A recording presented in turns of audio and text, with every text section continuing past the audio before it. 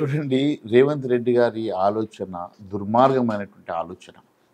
గతంలో యూపీఏ ప్రభుత్వం ఉన్నప్పుడు డివల్యూషన్ ఆఫ్ ఫండ్స్ కేవలం 32% మాత్రమే కేంద్రం నుంచి రాష్ట్రానికి వస్తుండే. నరేంద్ర మోడీ గారు అధికారంలోకి వచ్చినాక దాదాపు 42% డెవల్యూషన్ ఆఫ్ ఫండ్స్ ఈ రాష్ట్రాలకు ఇవ్వడం జరుగుతున్నది.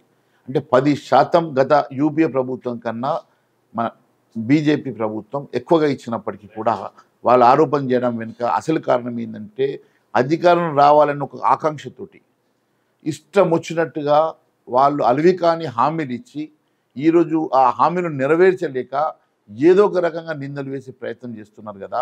ఈరోజు కనీసం ఆలోచన లేకుండా దాదాపు 8 లక్షల కోట్ల రూపాయలు ఈ రాష్ట్రం మీద అప్పుడున్నా కూడా ఈరోజు మళ్ళీ మేము 420 హామీలు ఇస్తామని హామీలు ఇచ్చి ఈరోజు 6 గ్యారంటీలు ఇచ్చి ఏ ఒక్క హామీ నెరవేర్చలేని పరిస్థితిలో ఈ ప్రభుత్వం వైఫల్యం చెందిన తర్వాత ఏం మాట్లాడినో పాలుపోక పిచ్చి పిచ్చిగా వారి ఆరోపణలు చేయడమే కాకుండా ఉన్న ఆస్తులు తెగనమ్మే ప్రయత్నం చేయడం ఇది చాలా శోచనీయమని తెలియజేస్తుంది.